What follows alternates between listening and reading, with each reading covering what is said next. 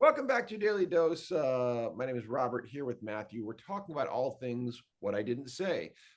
Matthew's brilliant play that we are now developing into a screenplay. I'm very excited about that process. We'll talk more about that in a minute.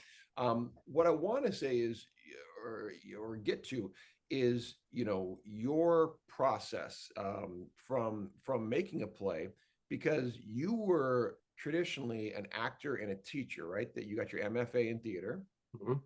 and acting. You mentioned Shakespeare amongst other. I mean, you're doing like serious, theatrical roles, big time stuff. And what was it? There something that basically said this Parkinson's is inhibiting my ability to play the parts I want to play. What happened to? Yeah, no, that's well stated and exactly correct. There became a point on stage where my symptoms, primarily my tremor, Mm, just became uh, that was the focus of attention for people sitting in the audience and watching me, and so plus I would begin to tremor and notice my tremor and forget my line.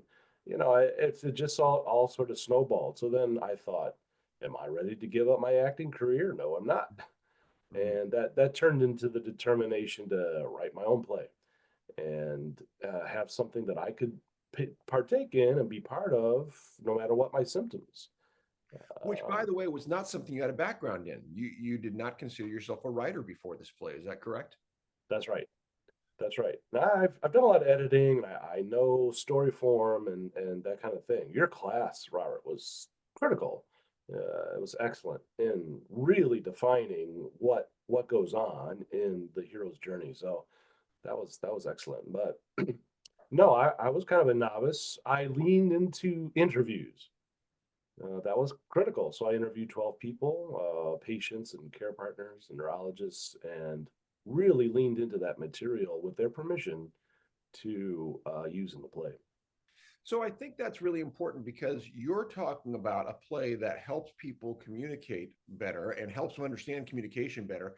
And you embodied that in making the play. You didn't just go from your own experience. In fact, by interviewing these other folks, listening very well to them, you were able to, in real time in the production of the play, create this fictional character that embodies more than just your experience. So this isn't, this is what a lot of people miss when they hear that phrase, tell your story. You're not just telling your story, you're telling a broad based, multi person, based story to give a broader picture of the Parkinson's perspective. And I think that's very important. It's not to take away anybody's individual story or the power of a personal narrative. It is, however, to point toward what I think is so insightful about what I didn't say, which is to say there is a collective we can get that both illuminates what's going on and allows more voices in at the same time. That's what I Yeah. see anyway. It's representative. It's representative. That I think that's important. So I have my issues, but I have a lot of issues that other people don't. Other people have issues that I don't. Right. It's this snowflake Parkinson's thing that's very true and real. Everyone has their own collection of symptoms. So and we say that, and yet I think to the average person who doesn't have Parkinson's in their life, or maybe even has it tangentially as a care partner or family member, the individual experience, like you say, the snowflake thing, while it's a fitting metaphor, it's one that I feel too often skips across the surface for people. People kind of nod at it. And yet they Yeah. continue to call Parkinson's a physical disorder, and by they, I mean the medical experts too. So, if we think of Parkinson's only as the tremor, we just absolutely rob the humanity of what's going on inside. And that's, again, what comes forward so much in your play.